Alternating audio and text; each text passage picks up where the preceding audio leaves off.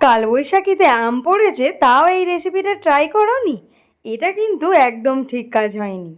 কাঁচা আমের সিজন শেষ হওয়ার আগেই এই ভাইরাল রেসিপিটা চটপট ট্রাই করে ফেলো দেখি। কাঁচা আম ভর্তা বা চাটনি যাই বলবেন। হ্যালো এভরিওয়ান, আমি পায়েল আর আপনারা দেখছেন Surtuli food and travel blogs. চলুন তাহলে আর দেরি না করে শুরু করি। প্রথমেই লাগবে কাঁচা আম।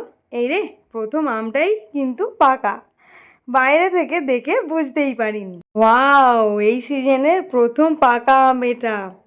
আমটাকে একটু আমি কেটে নিচ্ছি। এটা দিয়েও আপনারা এই রেসিপিটা করতে পারেন, যেহেতু এটা পুরোপুরি এখনও পাকেনি, আধ পাকা আছে। আমি এটাকে চৌকো চৌকো এইরকমভাবে ডিজাইন মতো করে রেখে দিচ্ছি। একটা স্লাইড আমি নেব। আর আমি যেহেতু গাছটা আমাদের ঘরেই আছে, আমের গাছ, তাই আমি আরও 2 থেকে 3টে আম পেড়ে নিয়ে চলে এসেছি। আর কিন্তু কোনো ভুল হয়নি। চলুন, আমগুলোকে আমি এইভাবে কেটে নিচ্ছি। আর আমি এখানে নিয়ে নিচ্ছি টমেটো, মানে পাকা টমেটো। এদিকে অর্ধেক করে নিলেই হয়ে যাবে। এবার যা যা লাগবে চটপট দেখে নাও তো। এখানে আমি নিয়েছি কাঁচা আম, কয়েকটা রসুনের কোয়া, বেশ কয়েকটা কাঁচা লঙ্কা, 2টো পেঁয়াজের টুকরো করে নিয়েছি। আর টমেটো তো বলেইছি। চলুন কড়াইটা বসিয়ে সরষের তেলটা দিয়ে দিই। তেলটা ভালোভাবে গরম হয়ে গেলে আমি ভালো করে একটা ব্রাশের সাহায্যে তেলটাকে চারিদিকে ছড়িয়ে দিচ্ছি।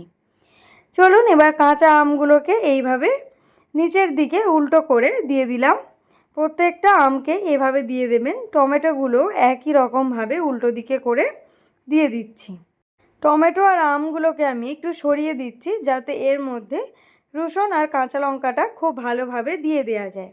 আমি একটু বেশি করেই রসুনের কোয়া দিয়েছি, আপনারা চাইলে আপনাদের ইচ্ছে মতো দিতে পারেন। বেশ কয়েকটি কাঁচা লঙ্কাও দিয়ে দিয়েছি। দিয়ে এখানে আমি অল্প একটু একটু করে নাড়িয়ে নিচ্ছি, যাতে খুব তাড়াতাড়ি এটা ভাজা হয়ে যায় বা রোস্ট হয়ে যায়। টমেটো আর আমের অপর দিকটাতেও আমি একটু অয়েল ব্রাশ করে দিচ্ছি, যাতে ওপারে উল্টানোর সময় খুব তাড়াতাড়িভাবে এটাকে সেদ্ধ করে নেওয়া যায়।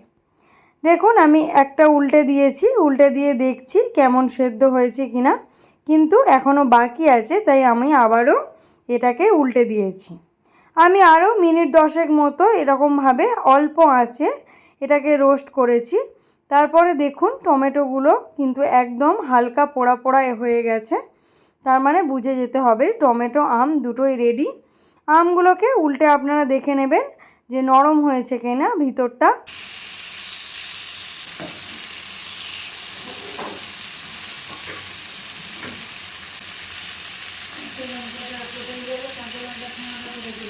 দেখুন, আমি আমগুলোকে উল্টে উল্টে দেখে নিচ্ছি।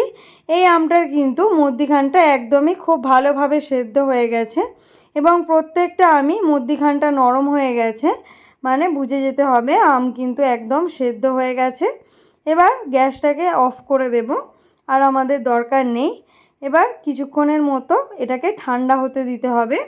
তারপরে এই যে টমেটোর যে খোসাগুলো আছে, আপনি দেখবেন ছেড়ে যাচ্ছে। ঠান্ডা হওয়ার পরে অবশ্যই কিন্তু টমেটোর খোসাটা এইভাবে ধীরে সাস্তে ছাড়িয়ে নেবেন। এখানে আমাদের রান্না কিন্তু প্রায় অর্ধেকটা হয়েই গিয়েছে। এবার আর মাত্র 2 মিনিটের মধ্যে হয়ে যাবে একদম কমপ্লিট। এই মিক্সিং জারের মধ্যে আমি দিয়ে দিচ্ছি টমেটোগুলোকে, তারপর দিয়ে দিলাম কাঁচা লঙ্কা, আর দিয়ে দিলাম রসুন। এরপর এর মধ্যে দিয়ে দিচ্ছি আমগুলোকে, মানে আমের শাঁসটা আমি শুধু দেব, খোসাটা বাদ দিয়ে দেব। খুব সহজেই দেখুন চামচের সাহায্যে আমের খোসা থেকে শাঁসটা আলাদা হয়ে যাচ্ছে, এবং আমগুলো খুব ভালোভাবে সেদ্ধ হয়ে গেছে। এই যে পোড়া হালকা ভাবটা এসেছে, এতে কিন্তু এর মধ্যে খুব সুন্দর একটা গন্ধ আসতে চলেছে। আপনারা এই ভর্তাটা বা চাটনিটা অবশ্যই একবার বাড়িতে ট্রাই করে দেখবেন। রুটি পরোটার সাথে খুব ভালোভাবে জমে যাবে।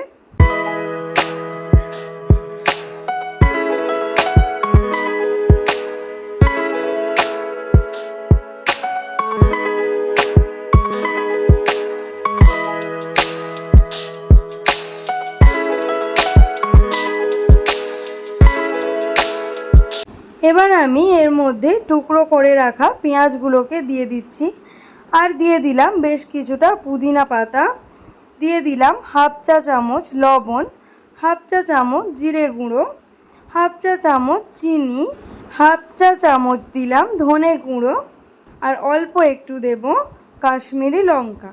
সব কিছুকে আমি মিক্সির মধ্যে নিয়ে নিয়েছি এবং একবারই মাত্র 30 সেকেন্ডের জন্যই কিন্তু আমি ঘোরাবো।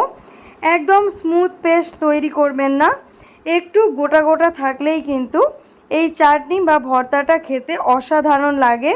আপনারা অবশ্যই বাড়িতে একবার ট্রাই করে দেখবেন, আশা করছি খুব ভালো লাগবে এই রেসিপিটা। ভাত, রুটি, পরোটা যখন খুশি আপনারা বাড়িতে মাত্র 5 থেকে 10 মিনিটের মধ্যেই কিন্তু রেডি করে ফেলতে পারেন। অবশ্যই রেসিপিটা কেমন হয়েছে আমাকে কমেন্ট করে জানাবেন এবং বাড়িতে এই কাঁচা আম থাকতে থাকতে এই রান্নাটি করতে একদমই কিন্তু ভুলবেন না। আজকের মতো এই পর্যন্ত। সবাই খুব ভালো থাকবেন, সুস্থ থাকবেন। দেখা হচ্ছে পরের একটি ভিডিওতে।